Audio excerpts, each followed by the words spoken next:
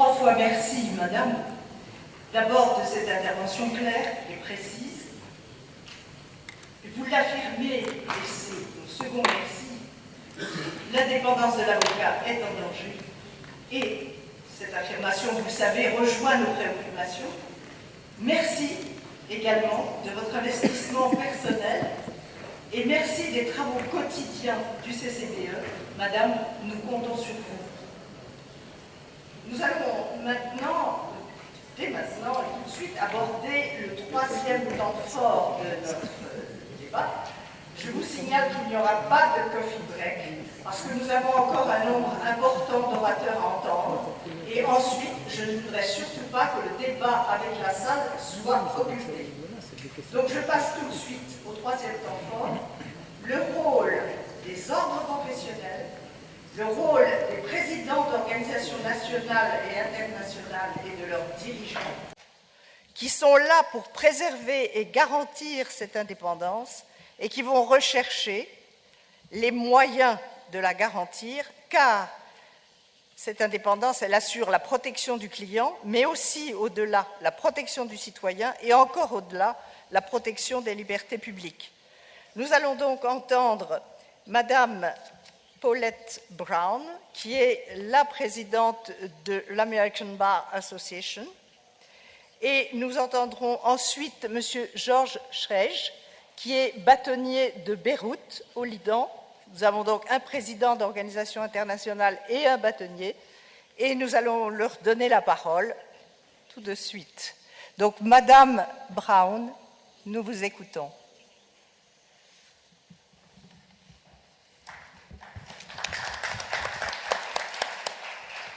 Thank you. Good afternoon.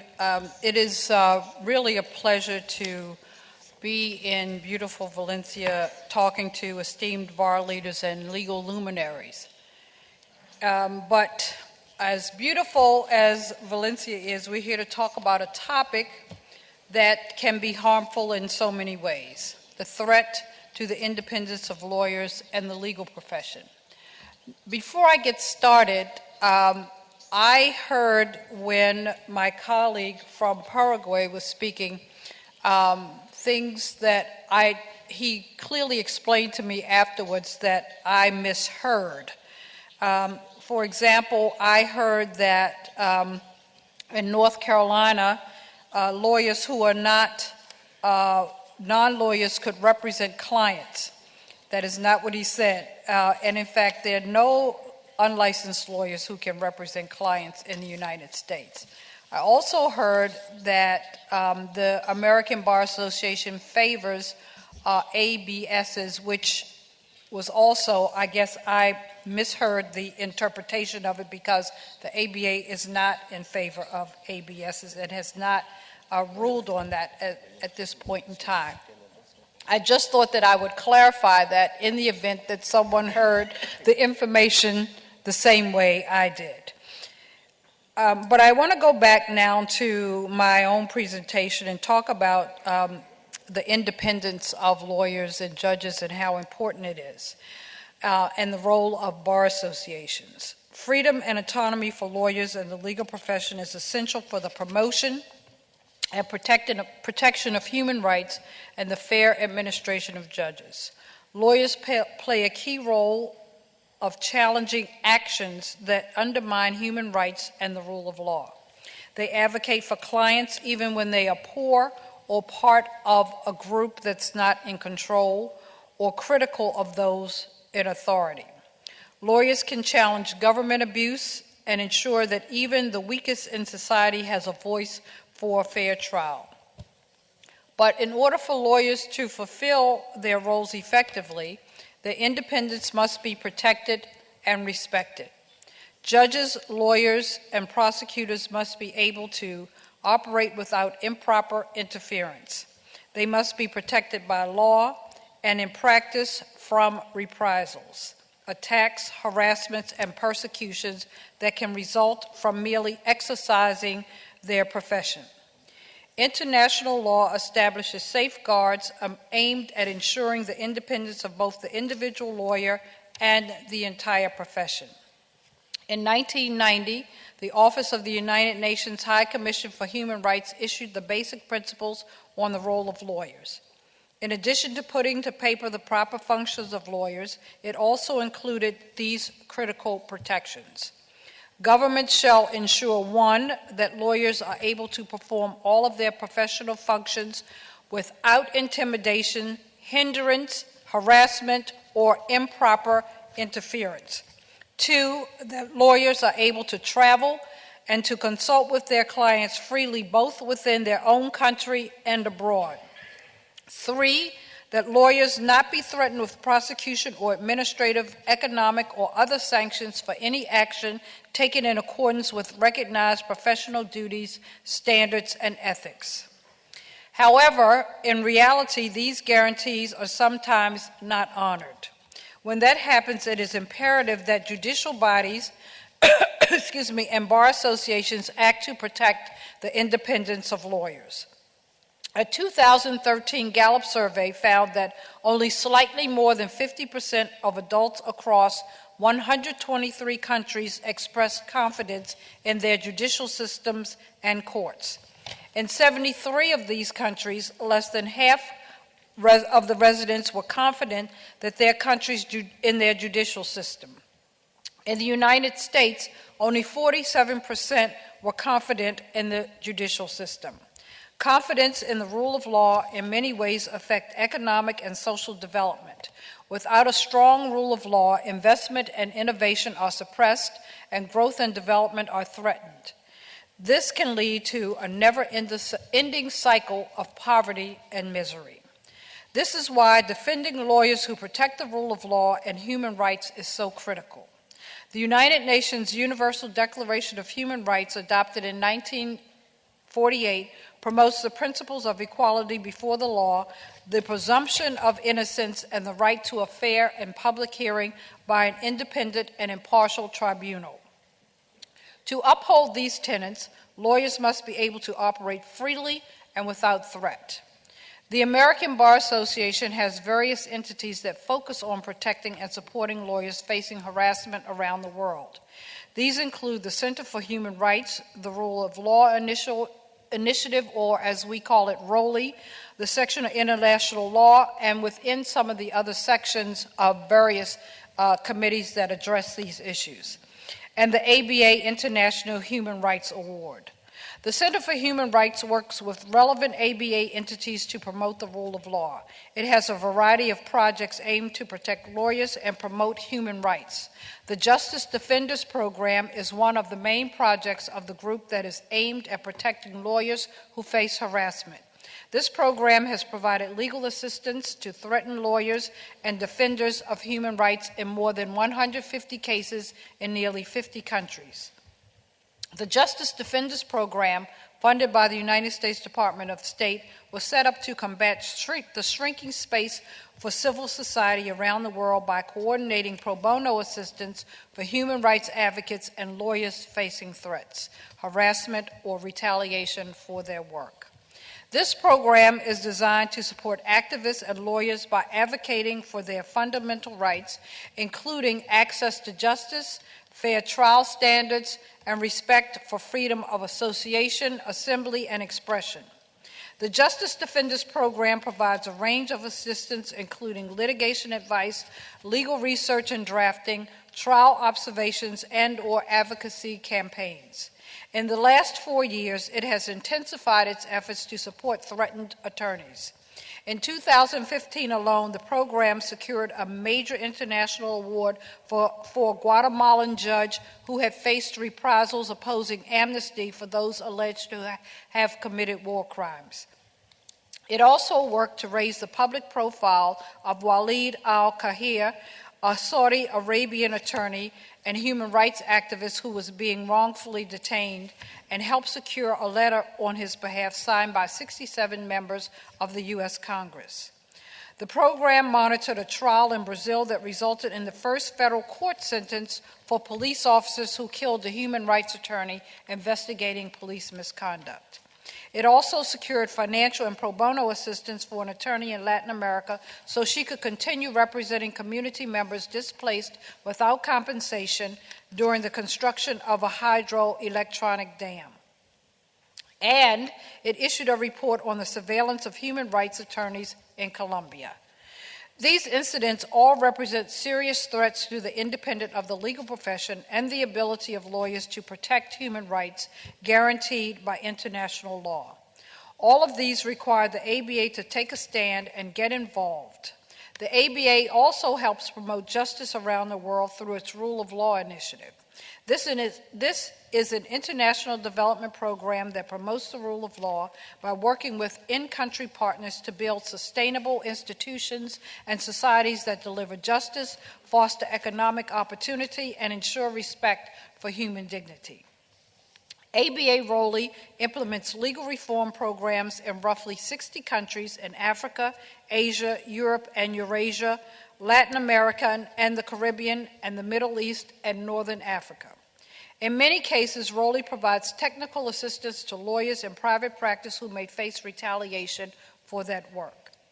ABA ROLI has a variety of programs that address access to justice, corruption, and integrity in the legal profession, judicial and criminal justice reform, legal education, and women's rights in these countries. By working with and helping to strengthen these bar associations, ABA ROLI works to bolster the integrity of the legal profession around the world as well as providing a safer environment for lawyers to work. Another useful tactic for promoting the rule of law involves raising the profile of lawyers who battle for human rights in the face of oppression.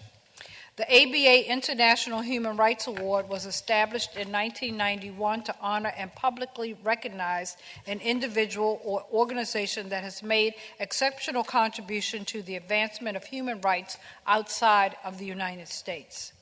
Increasing the visibility of these brave attorneys who work in the face of significant threats has proven to be one of the most effective ways to protect them from retaliation. When I was in London this past June to celebrate the 800th anniversary of the sealing of the Magna Carta, I had the privilege to listen to the 2010 ABA International Human Rights Award winner, Beatrice Mtetwa. She has been called one of the bravest lawyers in Africa and is a staunch advocate of basic freedoms who has never wavered in her defense of human rights in Zimbabwe. Despite beatings, arrests, and endless threats, she continues to fight for the rule of law. She, at great personal risk, has lived up to the commitment of supporting human rights and the rule of law. She has given a voice to clients who have none. As part of the Magna Carta programming, she said, "I want to fight whoever is in power if they violate human rights. Compromises of the rule of law have to be challenged right from the start. You have to be vigilant and challenge every little thing." She also stressed the importance of litigating even when the odds are against you, if for no other reason than to create a record. At the very least, this helps make people aware and keeps those in power from claiming they did not know what was happening. The actions of Ms. Mtetwa and many others like her should inspire us all to fight for the protection of lawyers who face a multitude of threats every day just to do their jobs. Even if we cannot be on the front lines as she is, we must work towards making a safe environment for lawyers to protect the human rights of others. When she was asked the question, how can, in the face of beatings and the fact that you have won almost no cases, how can you get up every day and do this? And her response was, "It was the oath that I took." So we must work again, being inspired by her, to raise an awareness and apply pressure when needed. Confronting the abuses and threats to lawyers is imperative. Bringing them to the forefront is the first step. It may not lead to justice overnight, but as the great American author James Baldwin once said, "Not everything that is faced can be changed, but nothing can be changed until it is faced." Independence in the legal system must be protected, and bar associations must be vigilant against threats to this freedom. Intimidation can come from an oppressive, authoritarian government trying to secure its power, but even in democratically elected governments can infringe on the free functioning of a legal system. In this age of terrorism and security, it is imperative that we guard against overzealous officials who might encroach on legal independence, even if their intentions are not malicious, I should say. Criticism by executives and legislators of judges or attorneys simply for defending an unpopular client or holding a government to account for a human rights violation must not be tolerated. Recriminations, whether legal or financial, only serve to erode the independence of the legal system and can lead to catastrophe. The ABA motto is defending liberty, pursuing justice. Without a free and independent legal system, these goals are impossible.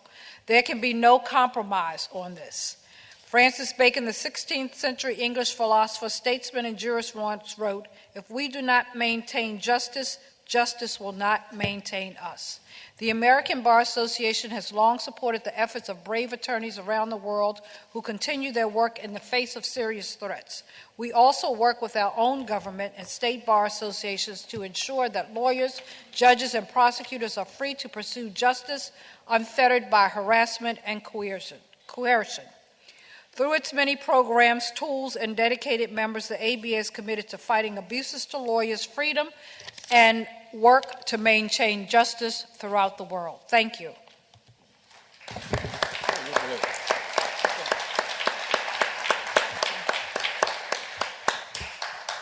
Merci, Madame le Président. Vous avez dit que l'indépendance des juges et des avocats doivent être protégée par la loi. C'est une obligation impérative et il ne faut pas avoir peur de la relayer partout.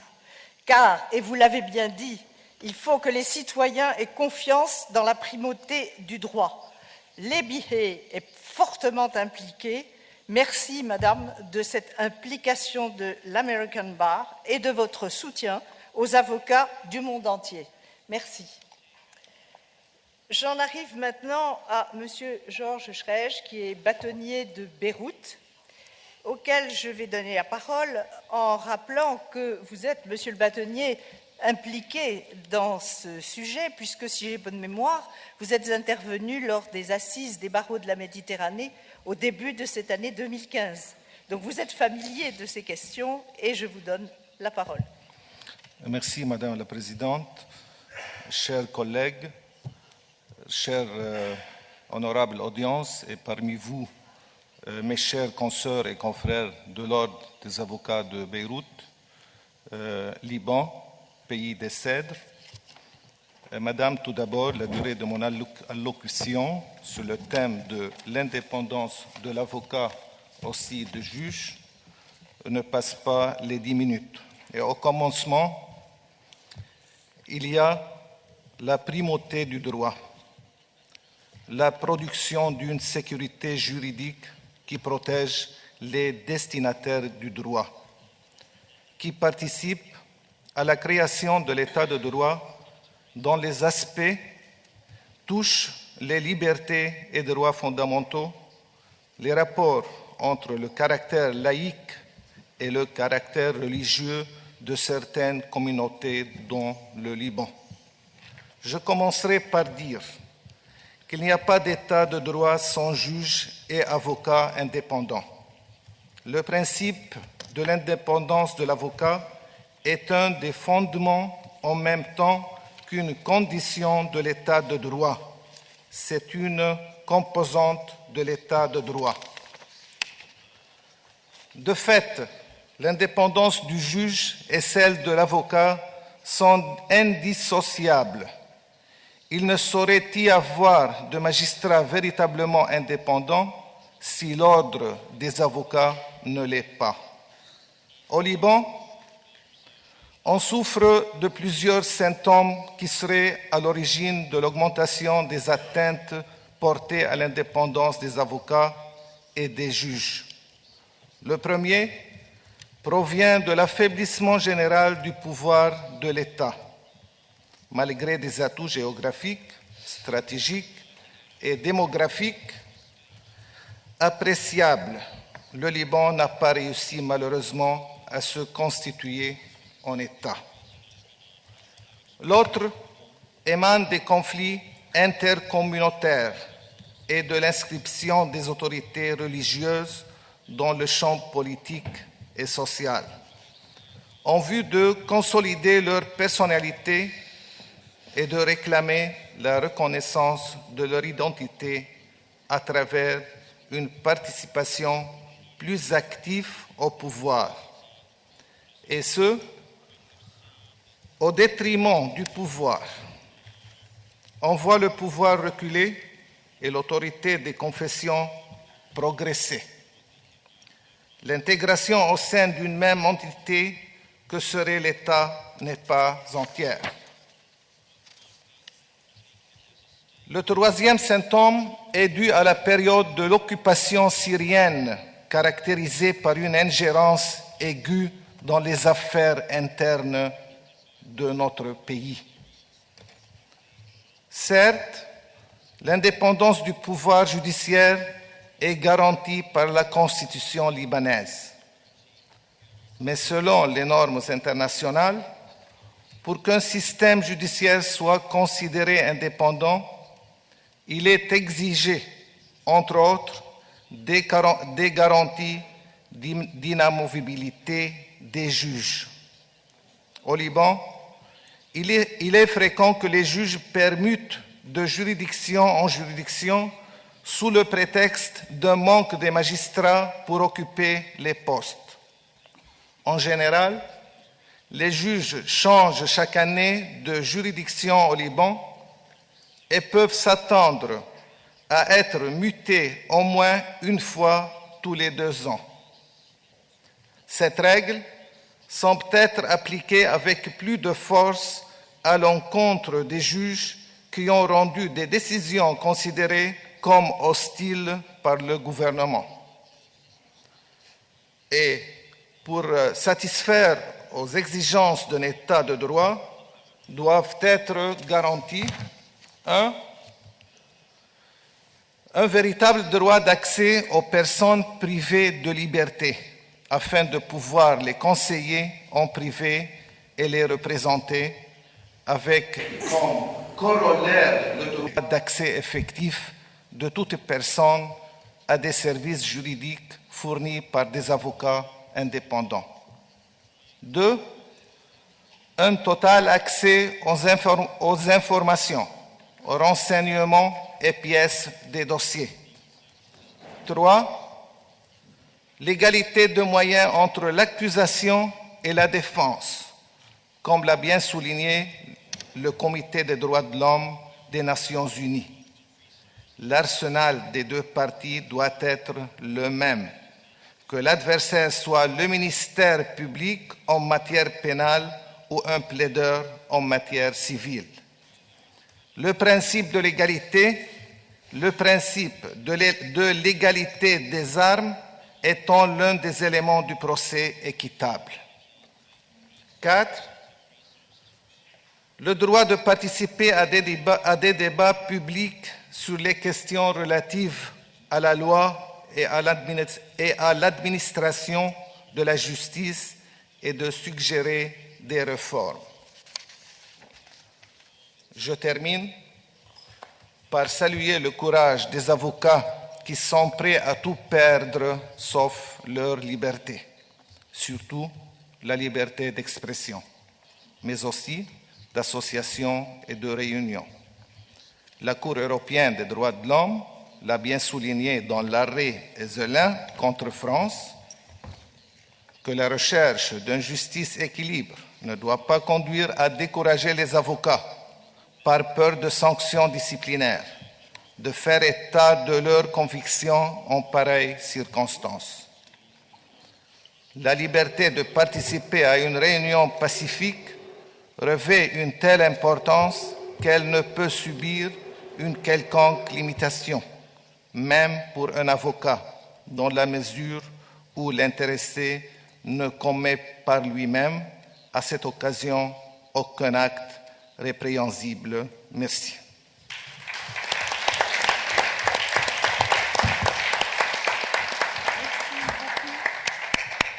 Merci beaucoup, Monsieur le bâtonnier. Et je ne peux que reprendre une de vos dernières phrases. Nous saluons ici le courage des avocats qui sont prêts à tout perdre pour garder leur liberté d'expression et de parole. Ce doit être notre devoir à tous. Alors j'en viens maintenant à une parenthèse, si l'on peut dire. Je vais donner la parole à Monsieur Jonathan Smithers, qui est président de la Law Society of England and Wales et qui va, disons, développer un point qui peut vous paraître étranger à ce débat, mais pas du tout. L'intelligence artificielle est en effet à la mode et on pose la question, pourrait-elle être un jour, pourrait-elle remplacer un jour le jugement et l'indépendance de l'avocat? Cela fait suite à un rapport que nous avons entre les mains d'un cabinet britannique qui s'appelle Jomati Consultant et qui, en substance, disait mais au fond, pourquoi est-ce qu'on s'embarrasse avec tous ces principes fondamentaux puisque un jour ou l'autre, les avocats seront remplacés par des robots. Donc, Monsieur le Président, je vous donne la parole sur ce sujet.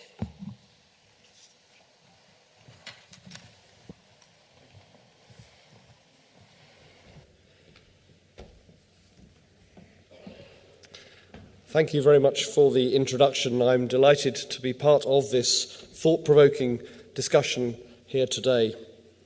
The question I have been asked to address is, will lawyers be replaced by robots? I will start by explaining how artificial intelligence has permeated our lives, then move on to the legal consequences, and lastly outline briefly what I believe our responsibilities are as leaders of law societies and bar associations across the world. Better, faster, more productive used to be words to describe what we wanted from our internet broadband connection. Now they describe what we expect not only from all our products and services, but also from each other. The expectations that we have from the world and the world have from us are dynamic, they are ever-changing, and they are transforming at speed. By combining a basket of different technologies, artificial intelligence, or AI, is increasingly seen as the answer to these unprecedented expectations and needs. Siri is on your iPhone. It is artificial intelligence. Anti-lock brakes on your car, learning the road conditions, is artificial intelligence. Recommendations from Amazon on the things that you might like when you order some goods and services is artificial intelligence. AI is all around us. Complicated and repetitive tasks are better performed by computer algorithms and mechanisms rather than the human mind. The margin of error is narrower, the work is done more quickly, and the training required is minimal. Around the world, the justice and legal systems have started to embrace the use of technology and the benefits of artificial intelligence. Data analytics are used, for example, to help predict crime and shape social policy. Firms all around the world have improved the way in which they conduct legal research by using systems like ROS, developed by IBM.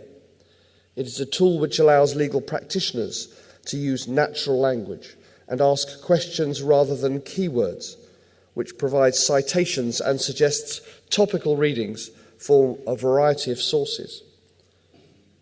But the uses of artificial intelligence do not stop there. I recently looked at an app that tracked how many steps we take, how many hours we sleep, tracks our heartbeats. We are living in a world where we have become part of the app. Our phones, our gadgets, know us better than we know ourselves. It can even pass judgment on your lifestyle choices, such as congratulating us, when we hit a fitness target. I think mine is broken because it seems to have forgotten to congratulate me. Artificial intelligence is not only also around us, it is also part of us. And this is just the start. We must face the fact that artificial intelligence will become more entrenched in our lives. There is a correlative duty for us as lawyers to scan the horizon, to think of the consequences of its uses, and where needed, we must act. There is a wealth of research on the ethical consequences of artificial intelligence, but I would like to focus on the legal effects of this new technology. Artificial intelligence relies heavily on the use of personal and corporate data for all of its practical applications. This inevitably raises serious issues of privacy and data protection. How much will big data, such as your search engine history, your online banking, your medical history, be collected, be used, be stored? For what purposes can that data be accessed, and by whom? Who has the responsibility for keeping it safe? How will we handle the global data breaches across different jurisdictions?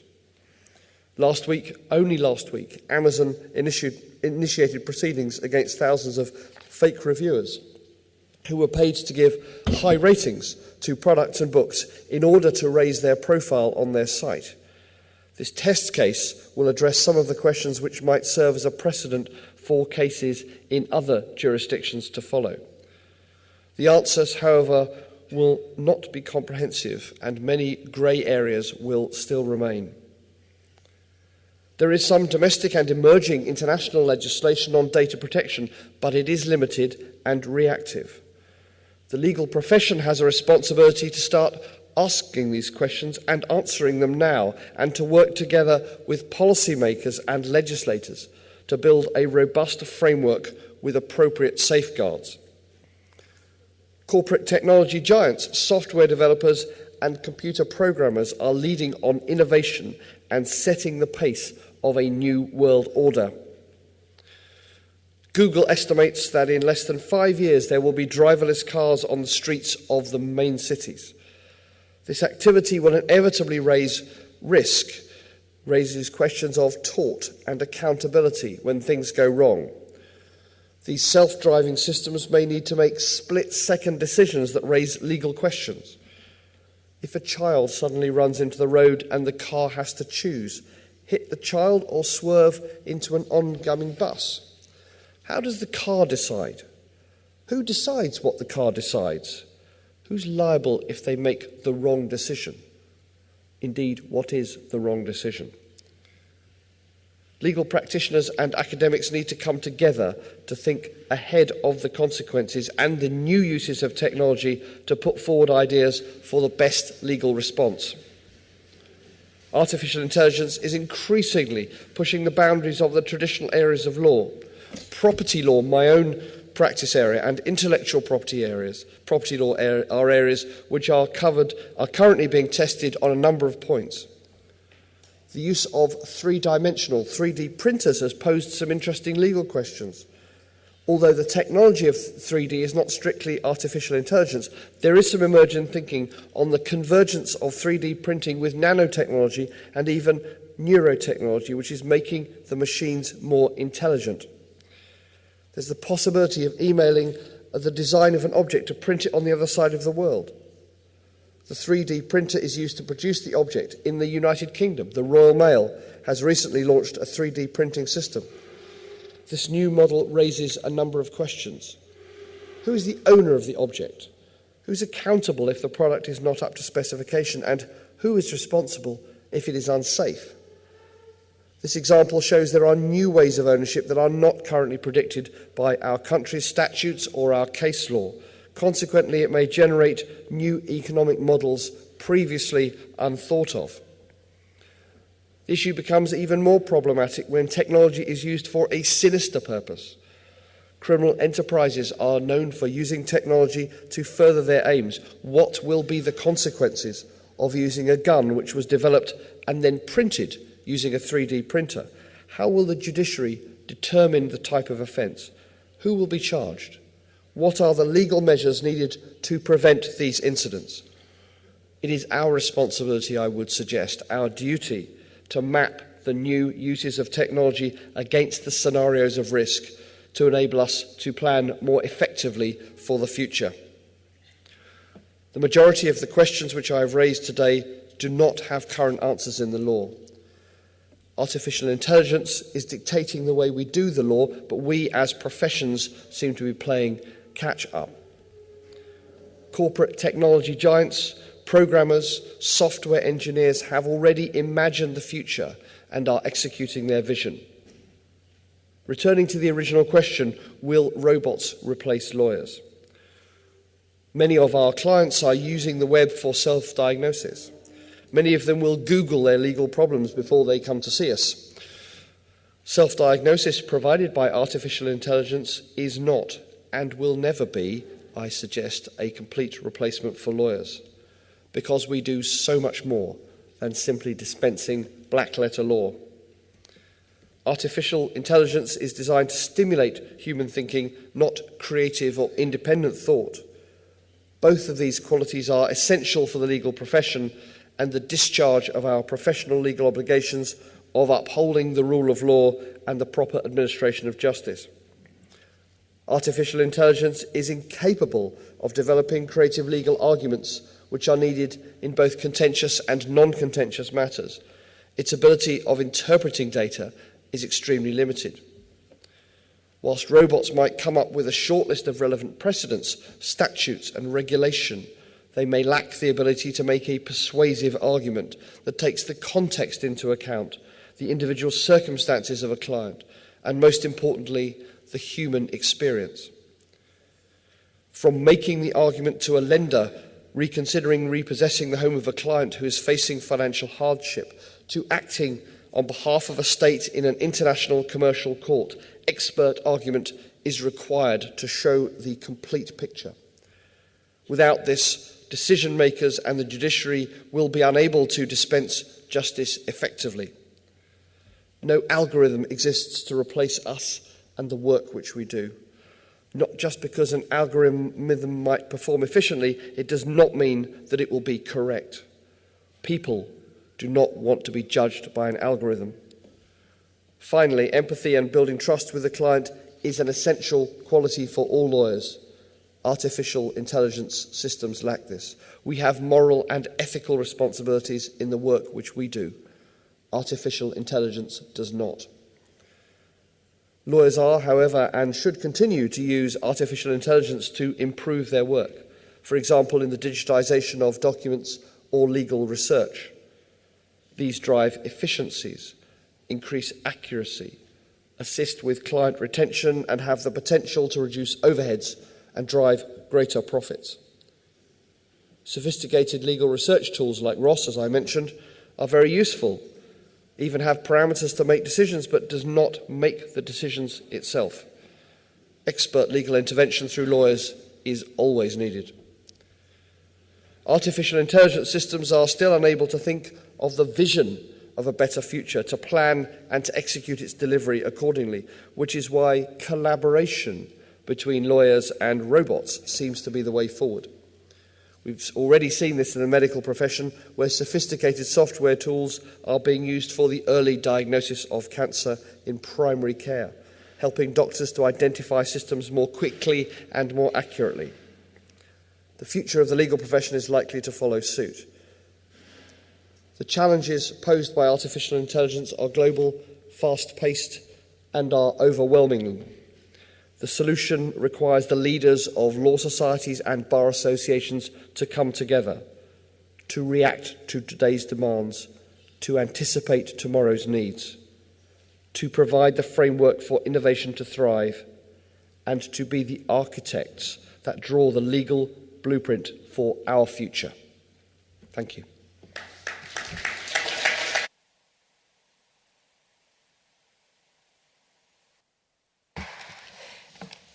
Merci, Monsieur le Président, de cette intervention qui nous rassure.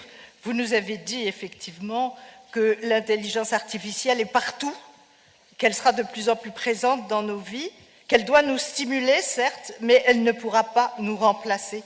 Et ce sont ces paroles que j'attendais, si je puis dire, car l'intelligence artificielle n'a pas de responsabilité éthique et morale et ne peut pas prendre de décision. Je reprends les mots que vous avez prononcés et qui ne peuvent que nous réjouir. Merci, Monsieur le Président. Alors, je vais maintenant, avant de donner la parole à la salle, donner la parole à Monsieur le bâtonnier Jean-Marie Burguburu, qui a 3 casquettes. Il est président d'honneur de l'UIA, il est ancien bâtonnier de Paris et il est ancien président du Conseil national des barreaux de France. Alors, Monsieur le bâtonnier, je vous donne la parole pour une synthèse des conclusions. Comme vous l'entendez, nous vous connaissons et nous avons toute confiance. Merci, Madame le vice-président du Sénat, merci. Je vais essayer à la fois de donner une petite synthèse de ce qui a été dit, mais surtout de lancer le débat dans la salle en le lançant moi-même d'une manière qui va vous paraître un peu iconoclaste. En rendant hommage à tous les intervenants, aux 7 intervenants qui, chacun dans leur diversité, avec leur expérience, ont permis de répondre aux questions posées, je voudrais dire brutalement, et ça n'est pas contre eux, que je n'ai rien appris. Pourquoi ? Parce qu'en réalité, il n'y a pas de nouvelles menaces contre la profession d'avocat.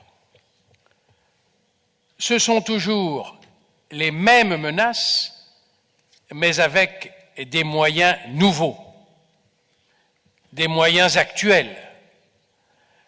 Les menaces contre l'indépendance existaient, elles existent encore. Les menaces contre le secret professionnel existaient, elles existent encore plus. Ça n'est pas nouveau. Cela veut dire que dans le monde changeant, je n'en disconviens pas, qui est le nôtre, les avocats, bien sûr, doivent s'adapter à leurs clients.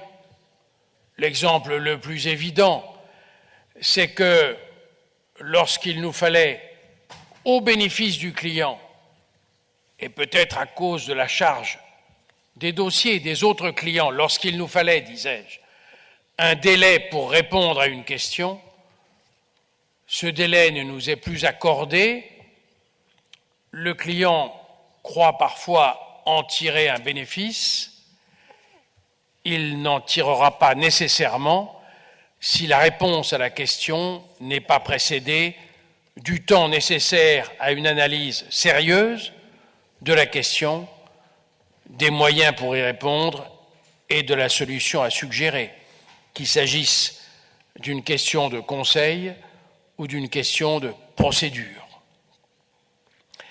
Mais il faut vivre avec son temps et donc pour répondre plus vite, il faudra avoir recours aux moyens électroniques, il faudra avoir recours à l'intelligence artificielle.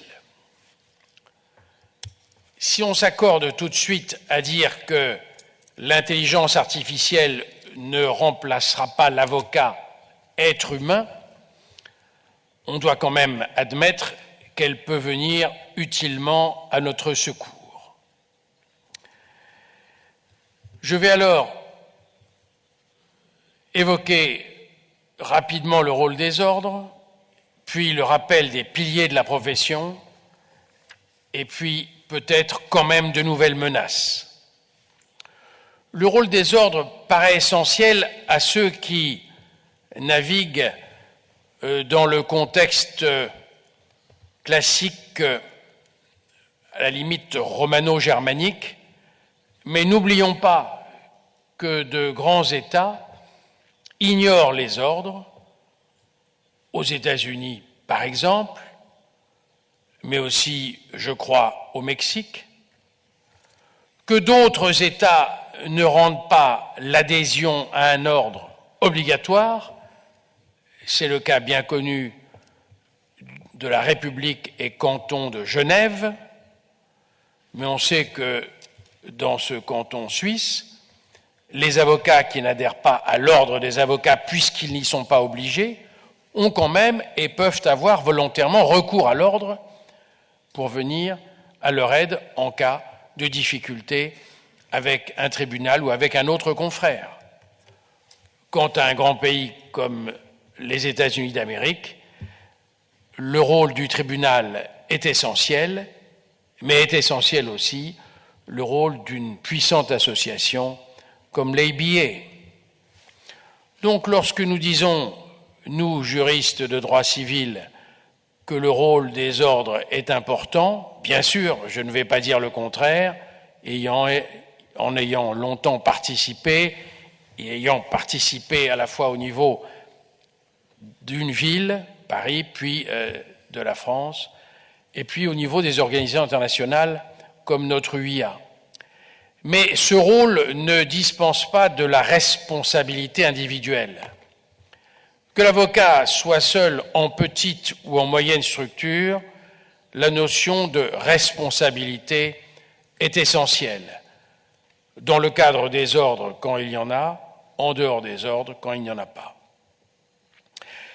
Quel que soit le modernisme dans lequel nous devons évoluer, les piliers de la profession restent de 2 ou 3 suivant la conception qu'on en a, mais 2 sont essentiels et communément admis. C'est tout d'abord l'indépendance. Il n'y a pas d'avocat sans indépendance. Je me souviens, pour l'avoir étudié à l'époque, de la situation des avocats en Union soviétique, bien avant la chute du mur. Je reconnais que c'est une époque qui peut paraître ancienne aux plus jeunes dans la salle.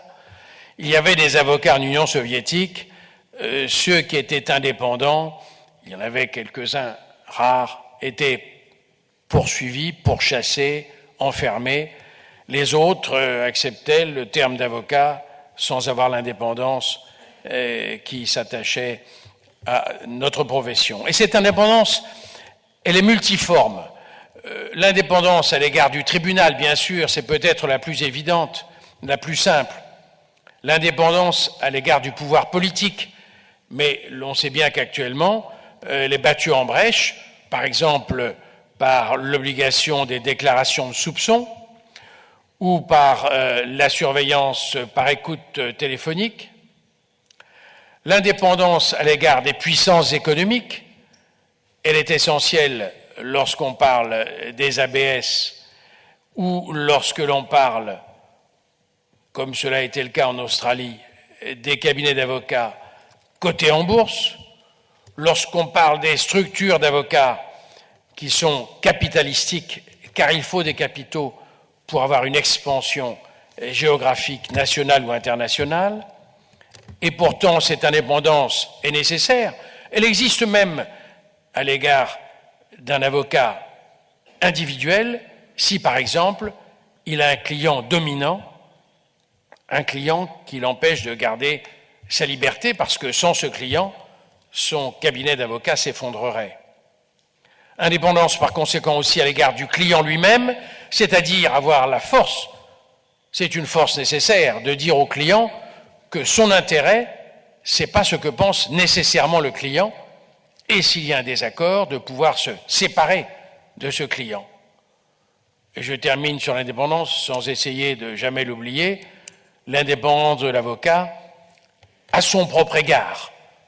Ne pas se laisser aller à une facilité ou à des activités qui seraient contraires au serment.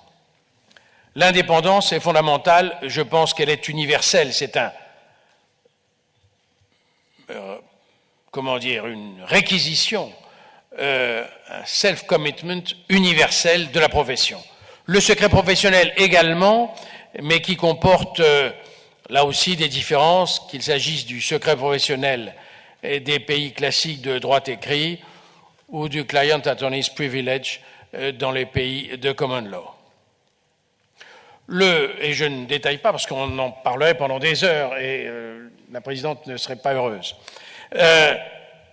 Il y a un troisième pilier, disais-je, qui n'est pas obligatoire et qui nous paraît quand même obligatoire, c'est l'assurance de responsabilité professionnelle. C'est cette assurance obligatoire dans la plupart des pays qui est la contrepartie de l'indépendance de l'avocat. C'est parce qu'il est indépendant qu'il peut encourir des risques et qu'il doit être assuré contre ces risques aussi bien sûr d'une faute involontaire dans la conduite du dossier d'un client. Voici trois piliers. J'en évoquais un quatrième qui m'est venu à l'esprit non seulement en préparant notre conférence d'aujourd'hui, notre réunion du Sénat, mais aussi à l'écoute des propos des intervenants, notamment du dernier.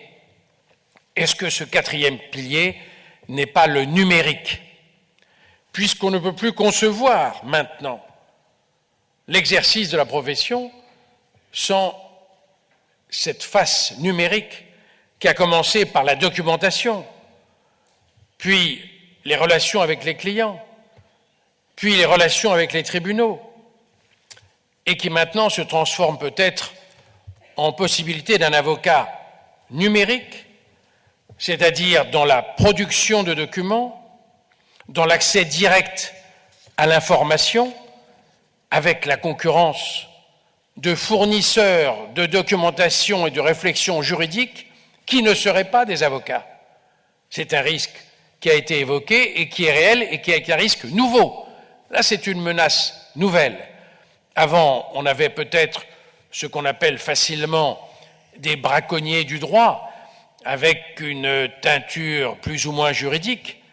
Maintenant, ce sont des algorithmes qui vont produire des documents juridiques, non pas seulement des statuts de société, mais aussi des projets de lettres, voire des projets de procédures, voire des procédures toutes prêtes, faites à l'emploi.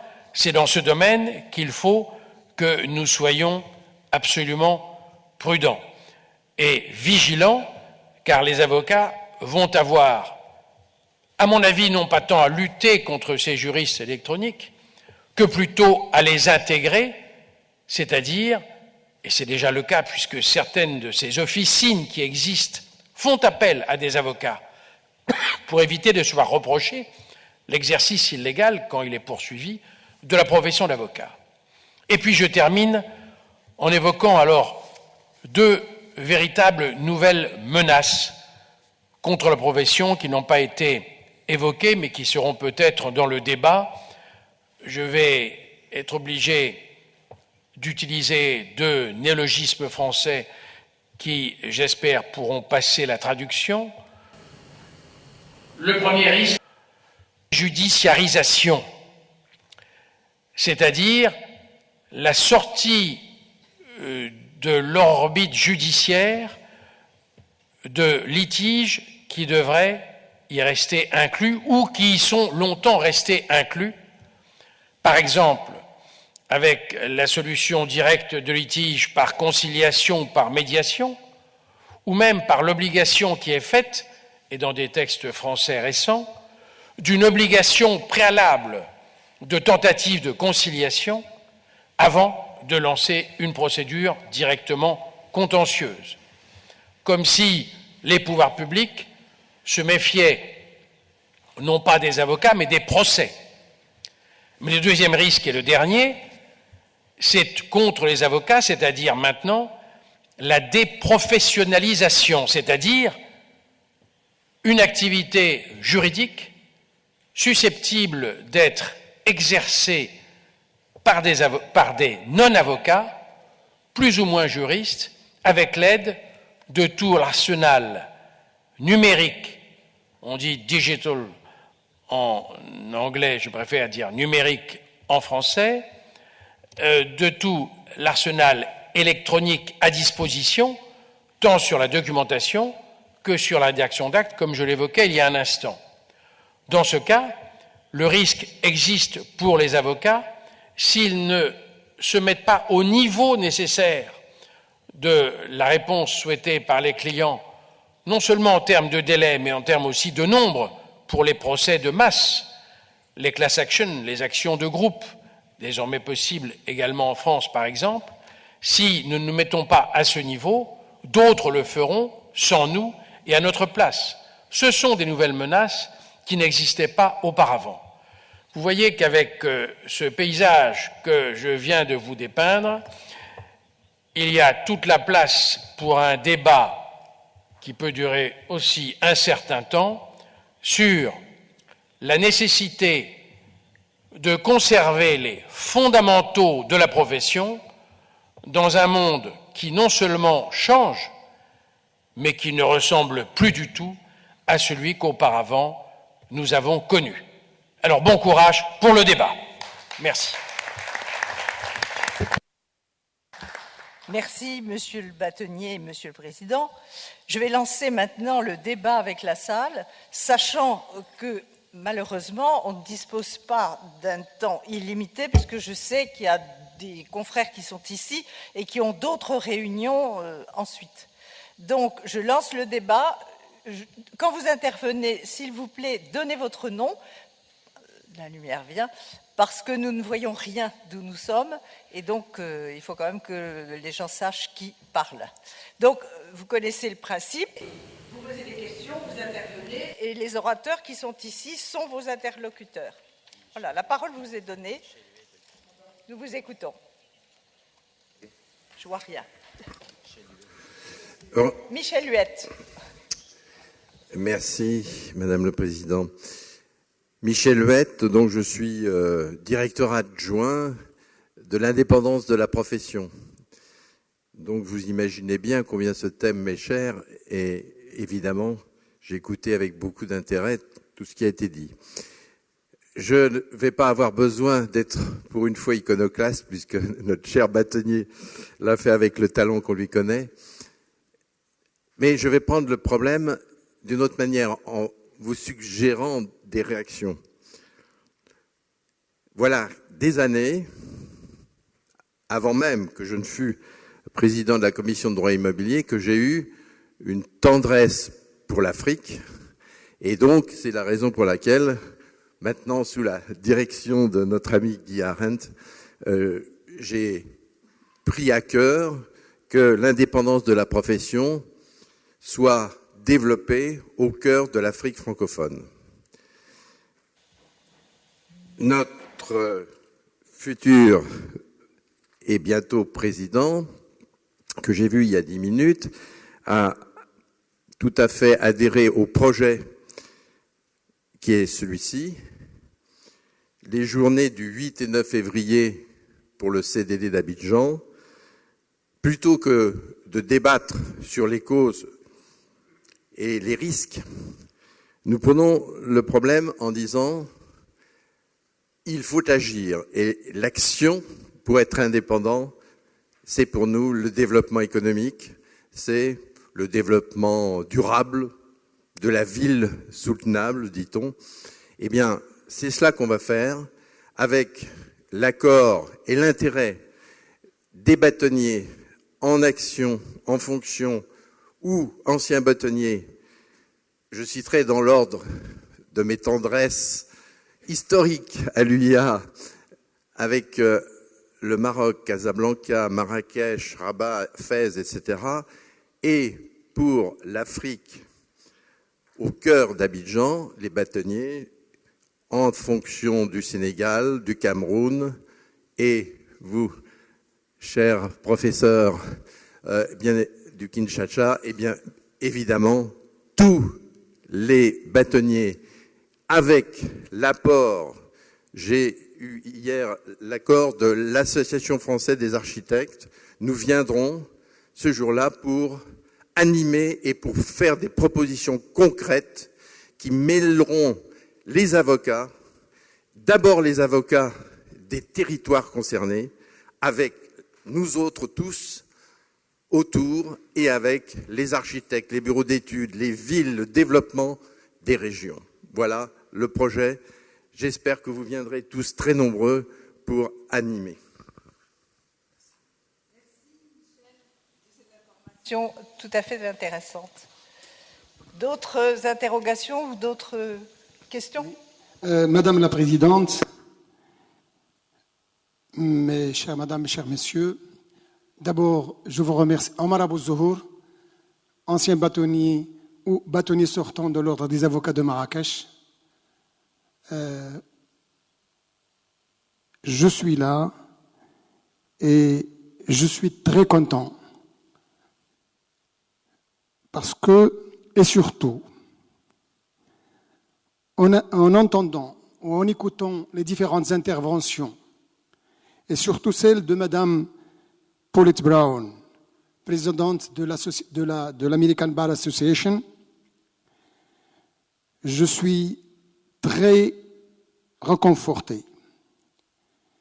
Et je sens un honneur d'appartenir à cette profession et de prendre la responsabilité de diriger un barreau pendant 3 ans et demi presque. Je suis réconforté, Madame la Présidente,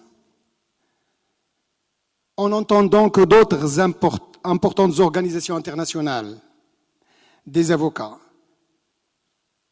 des ordres et des institutions sont là pour entendre le cri d'avocats en danger, pour entendre le cri d'avocats menacés, surtout dans certaines régions du monde où des pouvoirs publics, autoritaires ou despotiques s'attaquent aux avocats, à leur indépendance et à leur liberté.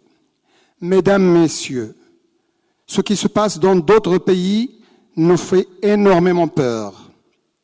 Donc, et voilà mon appel, rapprochons-nous plus, serrons-nous les coudes.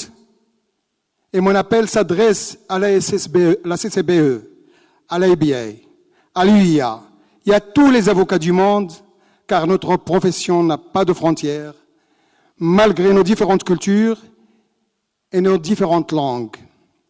Monsieur le Président Borgobori a parlé de vigilance. Oui, Monsieur le Président. Donc, aider les avocats menacés partout dans le monde est une obligation pour nous et pour nous tous. Vous avez parlé de ce qui est arrivé à un confrère, un bâtonnier de Melun. Heureusement, son opération s'est très très bien passée. Je viens de voir la nouvelle maintenant, Monsieur le Président. Je vous remercie.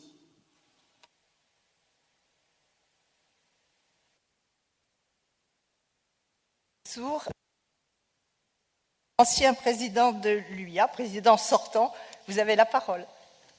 Thank you very much. I want to move to a more specific question.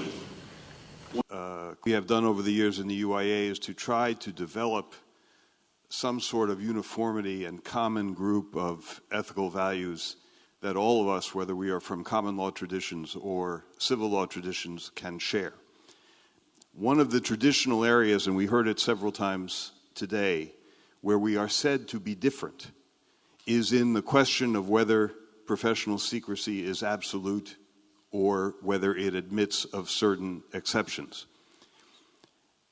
I have come to understand the rationale for an absolute professional secrecy, and we have seen in the United States circumstances in which undue pressure is placed upon clients in certain circumstances to waive the protection of attorney-client privilege, a pressure which obviously in a system where the privilege were absolute could not be exercised against them.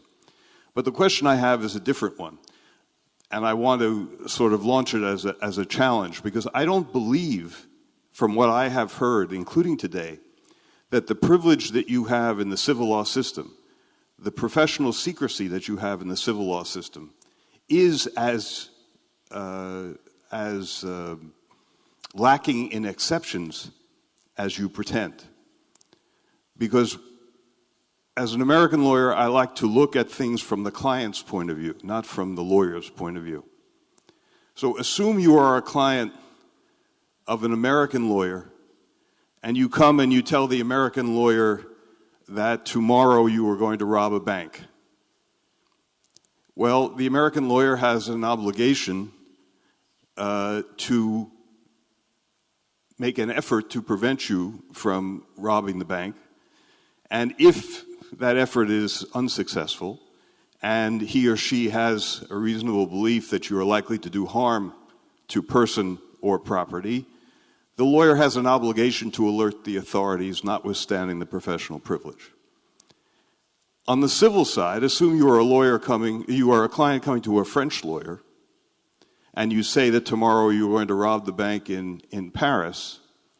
As I understand your system, you have an absolute privilege. So you, the lawyer, cannot notify the authorities that this crime is about to take place. Instead, you consider it to be sufficient and protective of the absolute nature of your privilege that instead of notifying the authorities, you notify the president of your bar, knowing that the president of your bar will in turn notify the authorities. Now, to me, if looking at it from the client's point of view, there is absolutely no difference between our two systems. Because from the point of view of the client, and we talk about this all the time, the client has the right to confide in the lawyer. And we as lawyers have to protect the sanctity of that confidential information. There is no difference.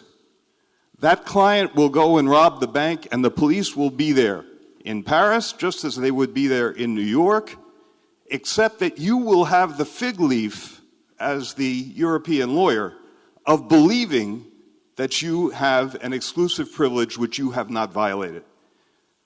I think the same is for the déclaration de soupçon, for money laundering, for any number of areas where you tell yourselves that you are protecting the privilege, but are you really protecting it any more than we do? Because I think if we can answer that question, that will help us develop a more universal conception of what the obligations of the lawyer are. I particularly had in mind the comments of the bâtonnier of Luxembourg, and of Maria Slezak as well. But any one of you, I would be interested in hearing whether you see a real difference in those two situations. Thank you. Thank you for the question. I agree with you. I do not think that there is a fundamental difference between your privilege and the one we have in Europe. And as you said, we would be exactly in the same situation. If a client comes to me and says, tomorrow I want to make a bank robbery, of course I will have to tell him, well, you will commit a crime. You risk to go to jail, so do not do it. I would try, and that would be my mission, to prevent him from committing any crime. On the other hand, and if I do not succeed, and there again, I think there is no difference with the USA, because the European Court of Human Rights in Strasbourg already had opportunity to take the situation into consideration when does the privilege stop. And it makes in the balance what is more important, the client telling the lawyer, tomorrow I'm going to shut the bâtonnier of Melun, for example, what do I have to do? Can I keep that secret? So I also, and the court of Strasbourg says, also the lawyer himself has to put these two situations into balance and to decide what is more important, to protect the interest of life, to protect the interest of property of a bank, and if so, I would have also to go and alert the authorities. And I fully agree with you that if we want to give any substance to the privilege, we always say in Europe that there are differences. There are certainly some slight differences, but this is not the point. We have to focus on the substance, and the substance, if we want that the profession of lawyers remains the noble profession, as we used to say, and that the client can trust us, we then need to develop a universal concept of what is the secret professionnel and of what is the privilege and what not. But again, in the practice, we see that we have different difficulties when we work together with lawyers coming from the US, where you have to mention, well, this is privileged, this is not, and if you do not do it, so you have to be very aware of this. And I think it would be very useful to go into direction to have that universal concept.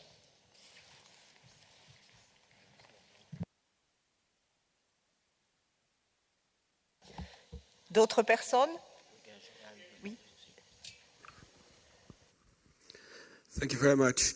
As Maria has kindly announced, I acted on behalf of the CCBE in recent proceedings, summary proceedings, between lawyers of the Dutch law firm Prack & D'Oliveira and the Dutch state, as internal security services have tapped, listened to and processed communication between the lawyers of that firm and their clients. And the Minister of Internal Affairs of the Netherlands has admitted that the information should not have been processed, but defended the right to tap based on national security. The law firm Prack & D'Oliveira and CCBE have asked an order to stop the tapping altogether. And in first instance, the court decided that the Dutch system lacks control by an independent authority. And as the professional legal privilege is a fundamental right, the court then ordered the state to institute independent control within 6 months or stop the tapping altogether. This was, of course, considered a great success, but the state went into appeal. And in appeal, the appellate court has now decided only 2 days ago that not only the legal privilege, but also case law of the European Commission or the European Court for Human Rights on Article 8 shows that it is forbidden to intercept communication between all citizens. So it is no longer linked to the legal privilege, the professional legal privilege, but to the right of all citizens to communicate unhindered and without interference. And then, of course, the appellate court made the next step and said the same applies thus also for the tapping of lawyers, which is interesting because what we started as a very small and detailed question has now been broadened to a decision that applies to all citizens for the European Union.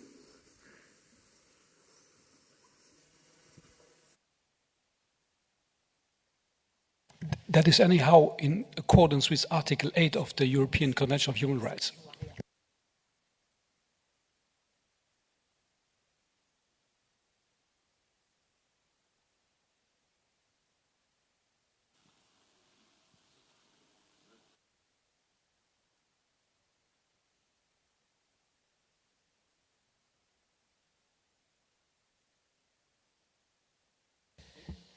Alors, Monsieur le bâtonnier Tremblay?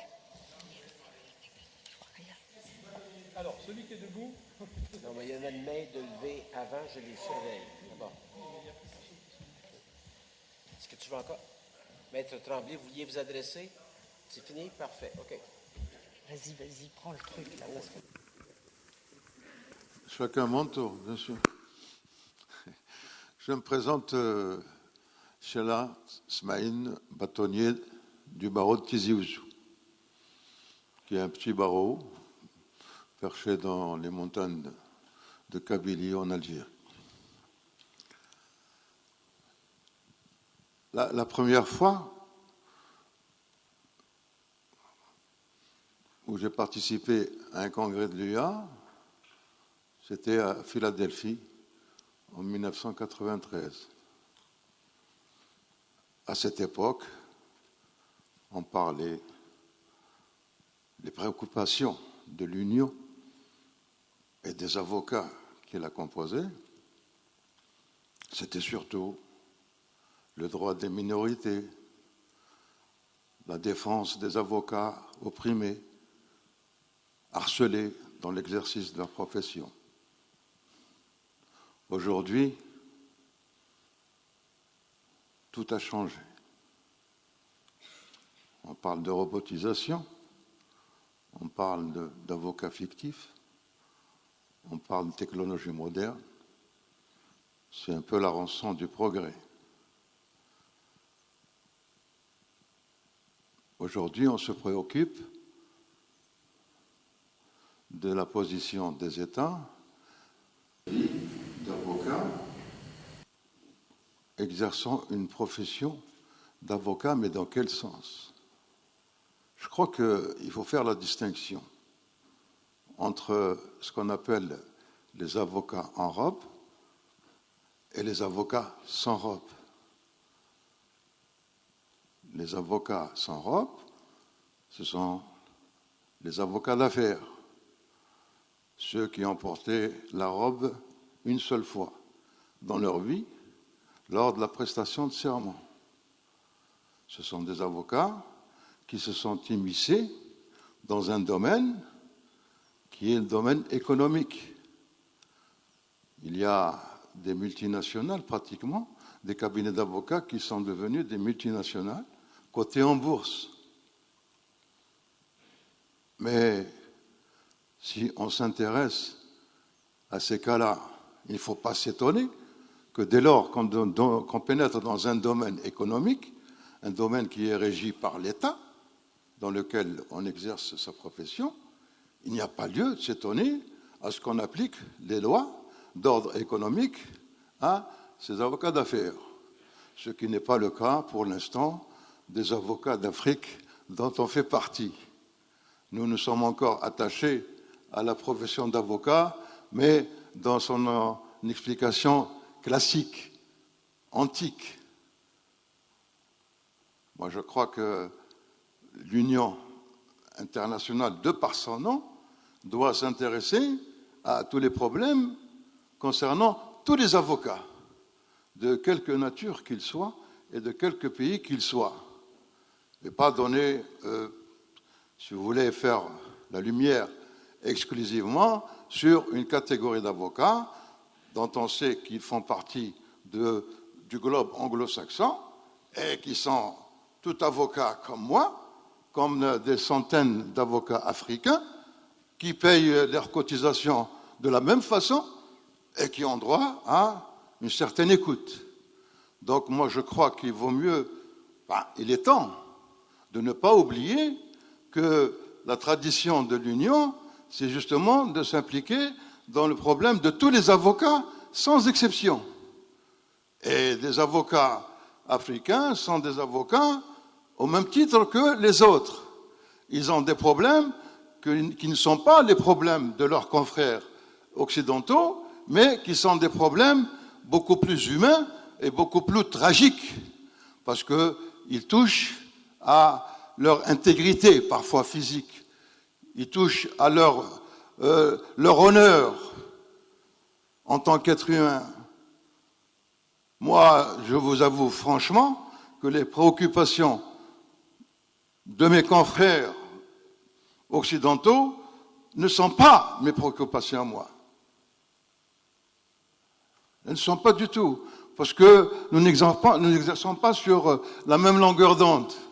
Ils ont des siècles de lumière d'avance sur nous, c'est vrai, mais en tant qu'avocat et membre de l'UA, je demande à ce que l'UA se penche un peu sur le cas de ces avocats africains qui sont quelque part perdus dans leur brousse et dont on se préoccupe que de temps en temps par un communiqué disant que l'UA est d'accord et prête à aider tel et tel avocat qui a tel et tel problème avec son gouvernement ou avec d'autres institutions. Donc moi je pense que, et c'est une supplique que j'adresse à la direction de l'UA, faites en sorte de traiter tous les avocats de la même façon et prendre en charge et à bras le corps le problème de tous les avocats de quelque continent qu'ils soient. Merci.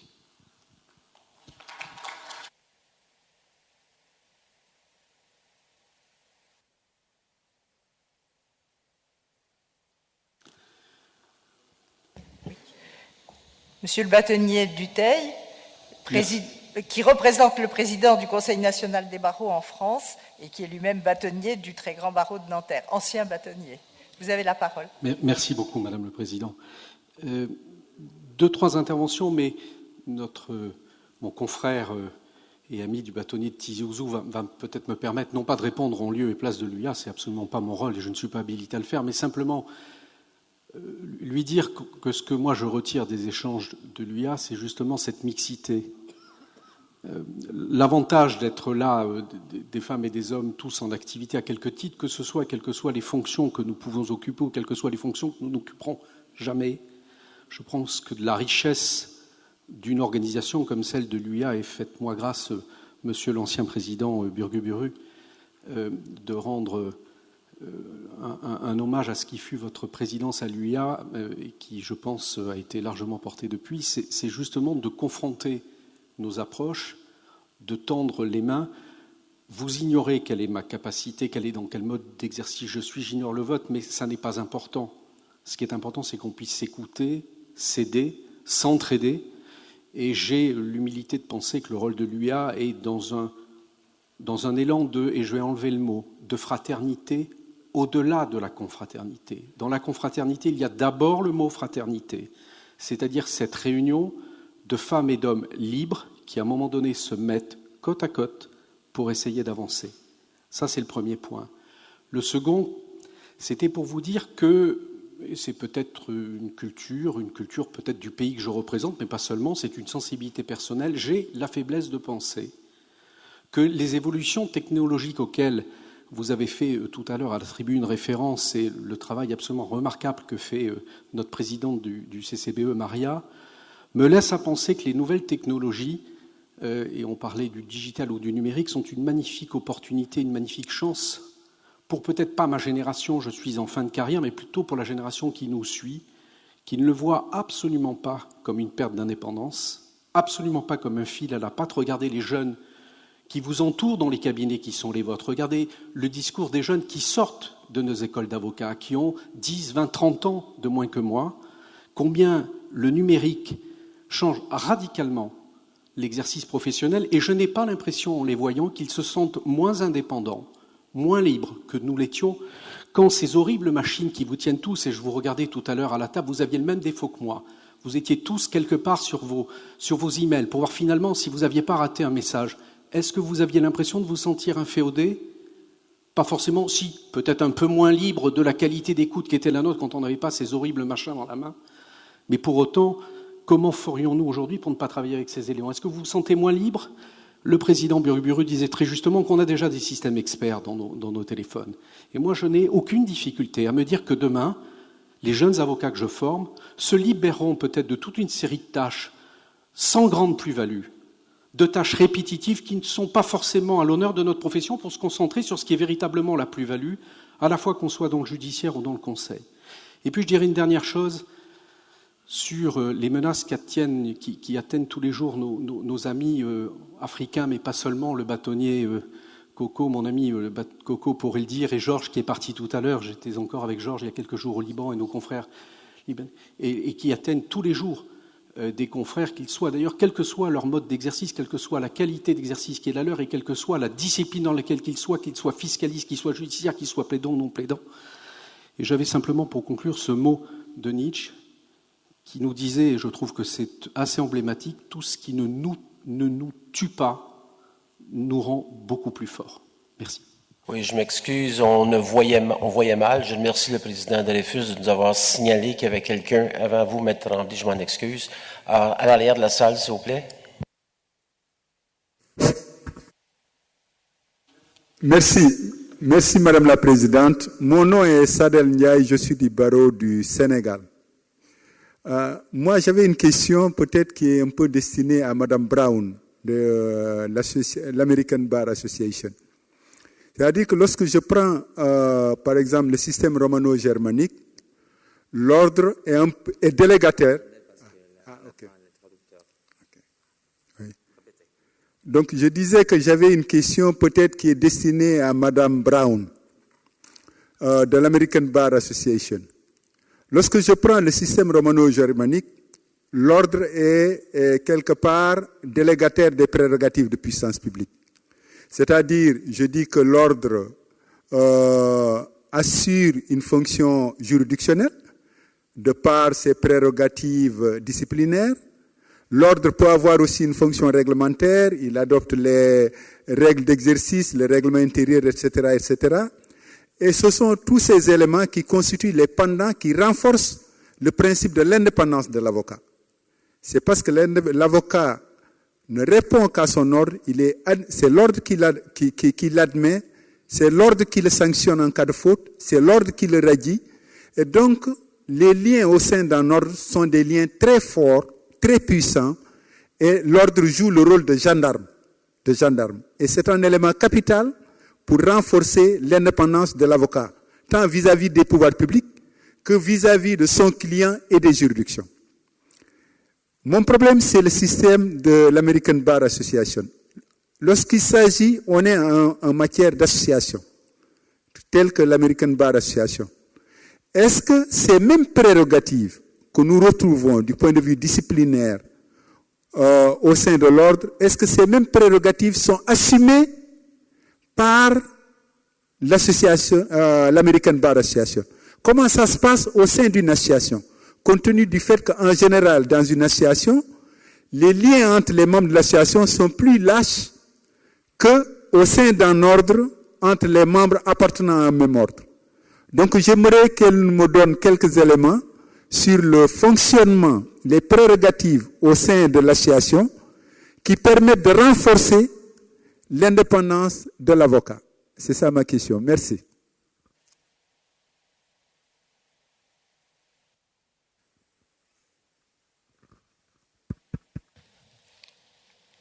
He didn't finish interpreting.